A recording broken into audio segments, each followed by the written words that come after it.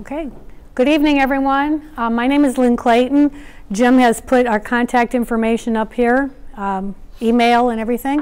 I'm going to take just a couple minutes of your time this evening. I want to thank you for coming. This is something that's near and dear to my heart.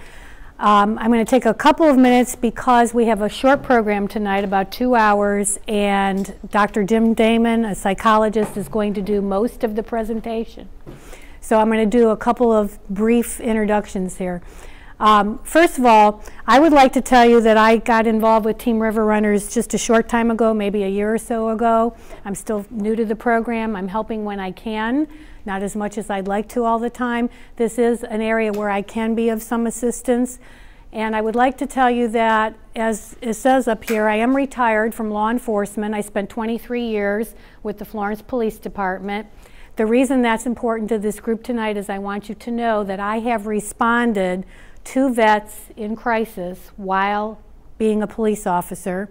I have responded to their families in crisis because of PTSD and traumatic brain injury issues.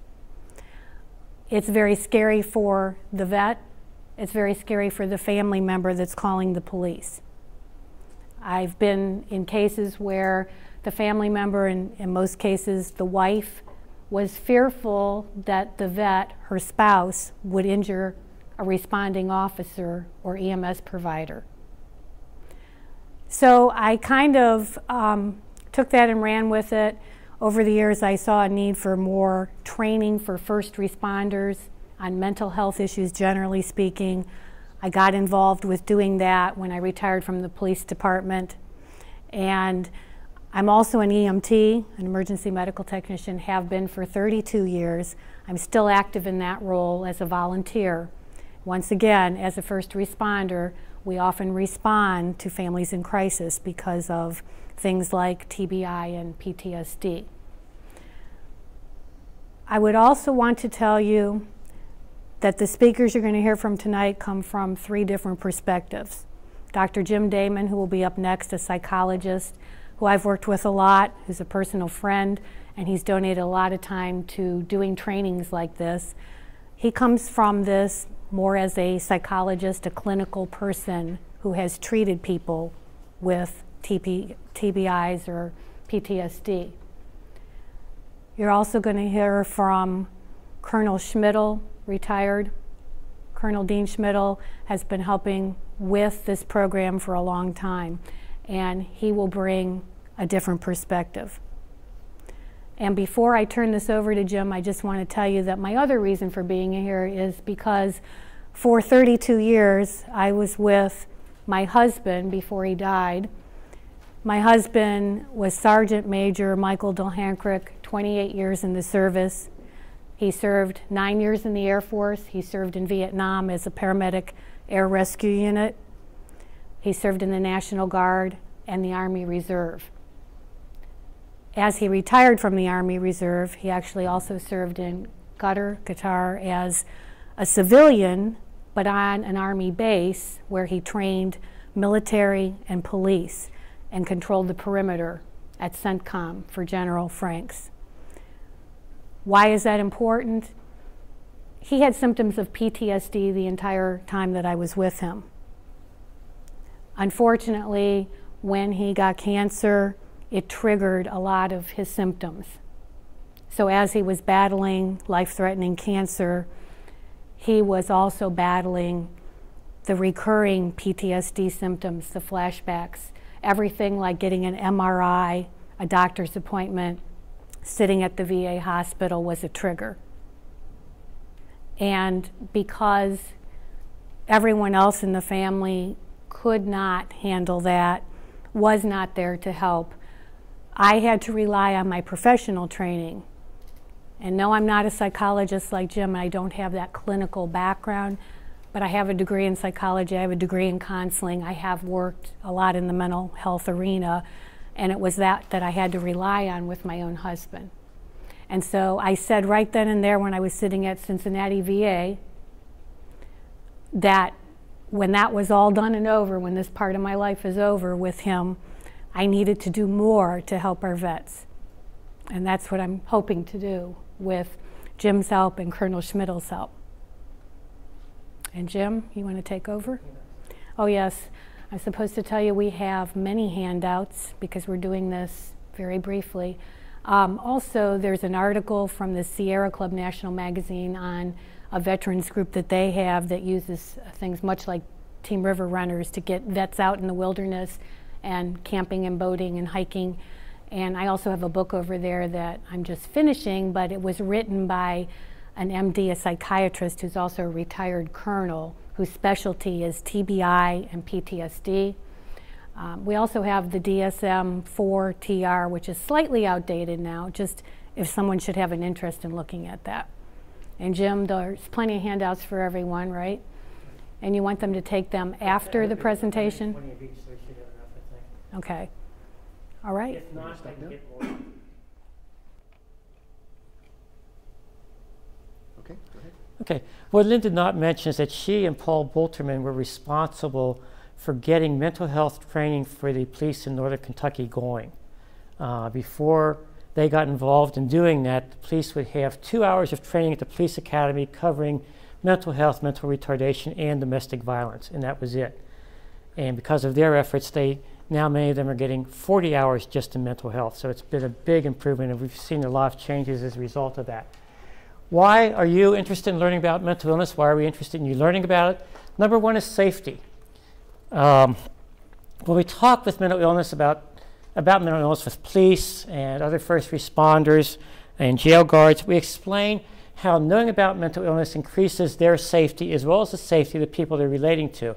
There have been many, many studies in cities across the country showing that this is true, that when the police have knowledge of mental illness and how to deal with it, the rate of injury to both the officers and the suspects goes down dramatically. The same thing can happen here. We want you guys to be safe, both the people who are doing the training and the people who are receiving the training. And so we hope that that will help you. It's also, if you know about mental illness, if you better understand it, it's less scary, and you'll be able to deal with people with mental illness more comfortably and with greater sensitivity. It impacts all of our lives, and what I mean by that is that mental illness is really all over the place. There's probably not anybody in this room who is not touched knowingly or unknowingly by mental illness. The National Institute of Mental Health estimates that at any given point in time, some 20 to 25% of the population has an active mental illness. So that's 1/4 of people in this room. And the lifetime incidence of mental illness in any of our lives is 50%. So over the course of time, half the people in this room will suffer from a mental illness. Now that sounds kind of dire, but it's not all that bleak, because today we know a whole lot more than we used to. When we're looking at folks from the Middle East wars, about 50% have some sort of a mental health diagnosis. Most often it's PTSD, that's the most common. Traumatic brain injury is right behind it. So those are the two we're going to focus on here tonight. I'm sorry, there's something sticky on the floor and my shoes kind of stick to it. Okay, so what is mental illness anyway? It's a real illness. We sometimes think people can just pull themselves out of it, but they can't, because in this illness, we've got a complex thing going on with genetics, with a person's individual biology, with their brain chemistry, environmental factors, and all kinds of combinations of those that we frankly don't understand very well. We do not know what causes most mental illness. We do know what causes PTSD. We do know what causes TBI. So two we're talking about are some of the few that we really, really understand, but for most of them, we don't know what causes them. A lot of stigma against mental illness. We don't understand it, and what we don't understand, we're scared of. That's just natural. And if you look at, for example, movies over the last decade, in the 20th century, I forget the percentage, it's something like 40%, 50% of movie villains had mental illness. Movie heroes, 0. What does that say? Tells us something, doesn't it? And then finally, mental illness is complex because there's literally hundreds of kinds of mental illness. Lynn mentioned the DSM. That's the diagnostic manual. It's that big, thick book that's sitting there. When I started in this more years ago than I wanted to predict, it was a little thin book about this big, and half of that was just statistics. Now the book is about this big. There's not that there's that many more mental illnesses, it's that we have learned that much more about them. The treatment of mental illness is brand new. And I say that, it really is. Every effective medication we have for mental illness has been developed or discovered in my lifetime. Isn't that something? So we're really, we're real back in the dark ages as far as what we know and understand and how to treat these illnesses.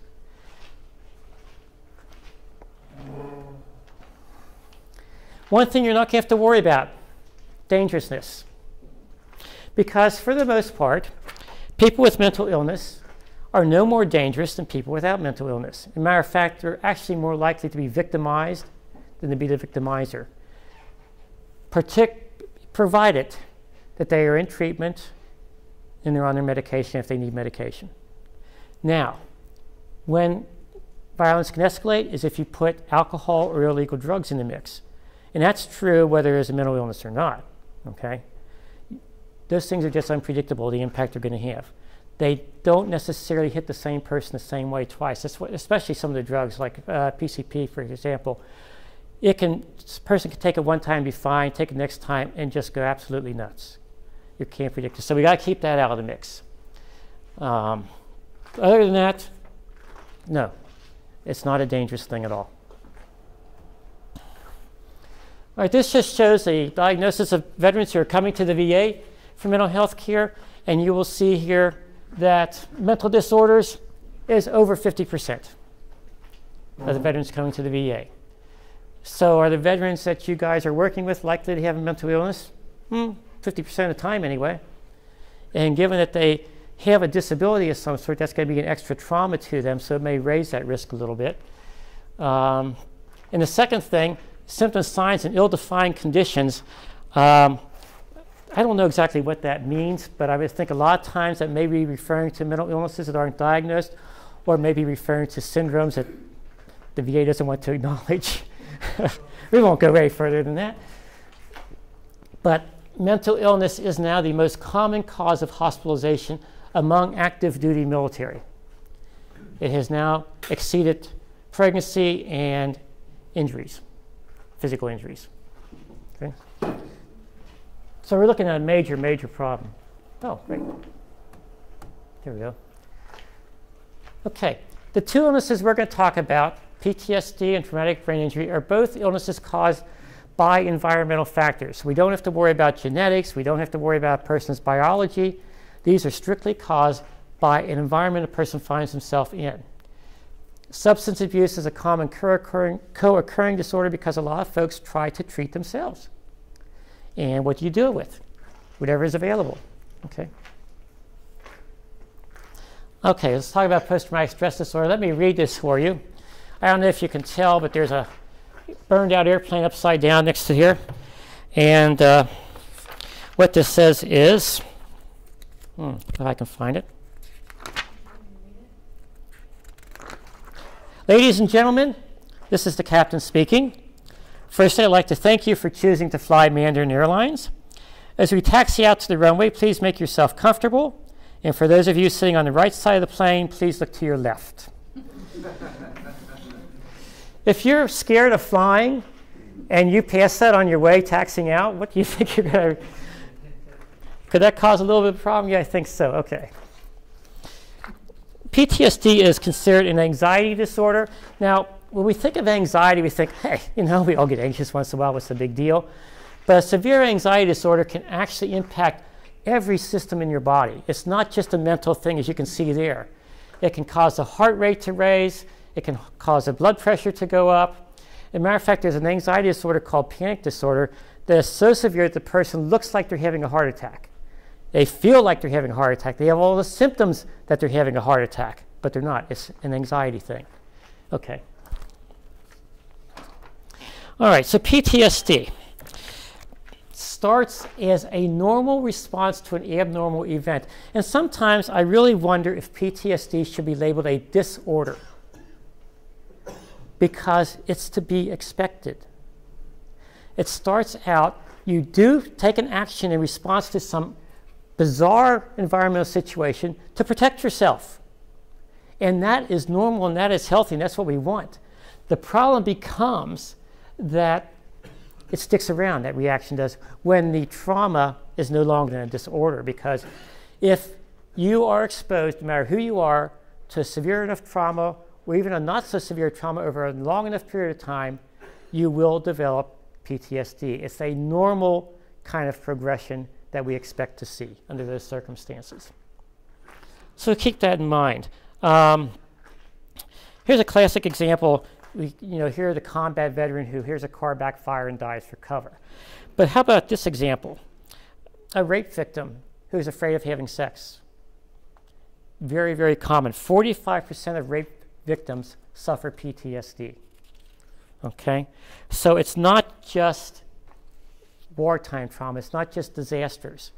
Automobile accidents, even illnesses can sometimes result in PTSD. So this is not something confined to people with military backgrounds by any means. It's very, very common. And you keep in mind that men can be rape victims too. Study done in March of last year found that 1 out of 15 men in the Air Force report having been sexually assaulted. That's pretty high. Okay. Now, not everybody who experiences a trauma develops this disorder, right? There are some individual factors that enter into here that we don't really have to go into, but they include things like the severity of the event, the length of the event, environmental factors like heat, cold, rain can have an impact. Having contact with human remains has a big impact. If you are injured or you see yourself or a friend injured or killed, these are all things that kind of raise the risk. If children are involved in a traumatic event, that raises the risk. But PTSD is not new, not new. And it doesn't have to be directly experienced, the trauma. It can be simply witnessed. And by that I mean you can just hear about it or see things about it, and you can develop this disorder. But usually it is a direct thing. A lot of the people who were involved in the Beverly Hills fire rescuers have trouble going to the dentist. Anybody know why? Lynn does, but she's cheating. Because a lot of the remains were identified using the teeth, the dental records. And that links them to that past trauma. So it sticks around for decades. It doesn't exactly just go away, unfortunately. And it has been around forever, too. Early possible description can be found in the Bible, actually.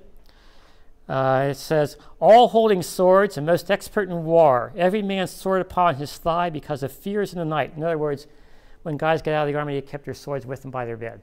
They slept with them. That's what it's saying. The ancient Romans realized that gladiators who somehow survived to retirement, some of them did, could not live in normal society. So what they would do is they would give them a little vineyard out in the hills where they'd be away from people, and people wouldn't bother them, and they wouldn't bother people, and that's how they dealt with it. In the Civil War, PTSD was known as Da Costa syndrome. In World War II, it was referred to as shell shock. And at that time, it was thought to be the result of concussions. That's why they called it shell shock. And veterans riding on subways were trained to kind of duck in fear and behave like they were under fire in the trenches whenever a train would enter the tunnel. And that actually affected 40% of the folks in World War II in the trench warfare. In World War II, the incidence was 23%, and that's partly because they would rotate people out of combat zones periodically. But unfortunately, it was still not very well understood. When General Patton met a soldier hospitalized for this in 1942, he called him a coward. These folks were not cowards. The actual diagnosis of, PTSD, we can thank the Vietnam vets for that. That's okay, we skip one. I don't think you can go backwards. Oh, no. Because until 1980, this diagnosis did not exist. When I went to school, I learned nothing about it. We didn't know about it. But we knew when Vietnam vets came back, or they knew, that something terrible was wrong, and we didn't understand it. And they really bore the brunt of this because we didn't understand, so we kind of, oh, those weird vets, you know, what's wrong with them? And they pushed and pushed and pushed until finally people began looking at this and we realized what was going on here and what they were suffering. So we thank the Vietnam vets for helping us find that. We've also found, as a result of the current wars, that the type of combat that a person is exposed to is not as important in developing PTSD as the length of the combat. The longer you're in a combat situation, the more likely you are to find this. So, in the military, how common is it? In the Gulf War, 1 out of 10, but maybe 1 out of 5 for those who are in heavy combat. And the latest statistics I've seen look higher than that, frankly. We really don't know, especially Afghanistan. It's really still unfolding. Okay.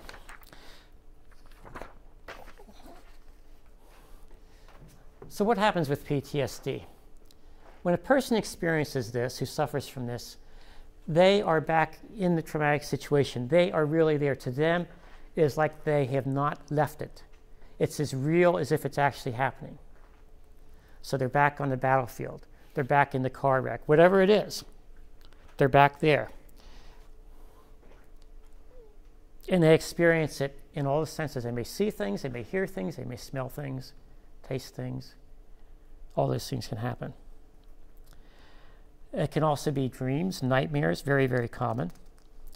They will try to avoid thinking about those things in order to avoid having these things happen to them. So try to numb themselves emotionally. This is where a lot of the substance abuse comes in. People take things to try to tranquilize themselves in a sense. And they may lose interest in activities, may become depressed. Very, very hyperarousal means that they respond very strongly to anything. Like if you just happen to poke them, they may respond very actively and react very strongly, even though it's a minor kind of thing. And the trigger to this can be almost anything. The kind of clothing a person wears, the voice, what their voice sounds like, a smell, a specific food, almost anything. And Dean's going to talk with you about some of those triggers that are very common.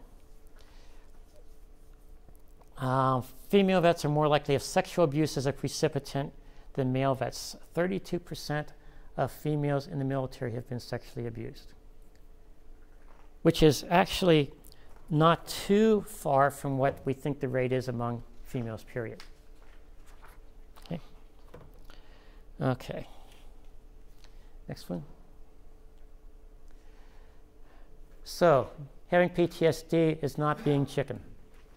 I just couldn't resist that particular slide. These folks have done wonderful, wonderful things, and they have survived things that I don't even want to think about having to survive. And they're still here, and they're still functioning, and that says something to them, about them. They have a lot of courage. Okay, let's go on. Okay, I think we covered this. Just for the second point, employment setting is a factor.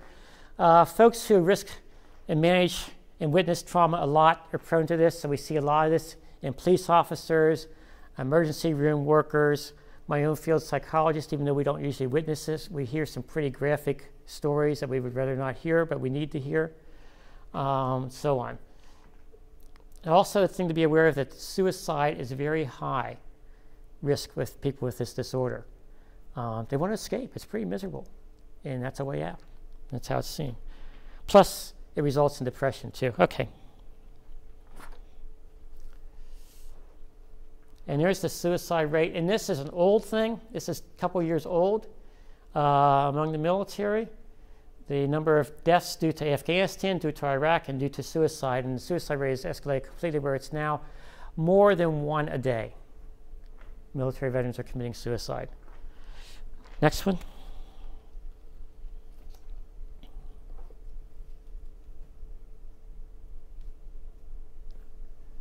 Okay, so what do we do about this? The primary treatment is psychotherapy, talking. Now, if you think talking sounds stupid, let me tell you that this is also a very effective treatment for depression. Matter of fact, for moderate depression and low depression, it's the preferred method of treatment as opposed to antidepressant medications. What happens when you talk to a person who knows how to get this into you and talk with you about it? Your brain chemistry actually changes. They have found that with depression, the changes in brain chemistry caused by psychotherapy are the same as those caused by medication. So psychotherapy is very, very powerful and is the treatment of choice for PTSD as opposed to drugs and so forth. Drugs can be helpful especially for the nightmares and such, for the hypervigilance maybe. There are some medications, some actually blood pressure medications have shown to be helpful, and some of the antidepressants have been helpful. But really, really the best treatment is psychotherapy. Things that are sedatives are to be avoided. And it's true in general. Let me tell you this right now. If you're put on one of these sedatives, Ativan, Librium, Valium, Xanax, any of those, don't stay on for more than 30 days.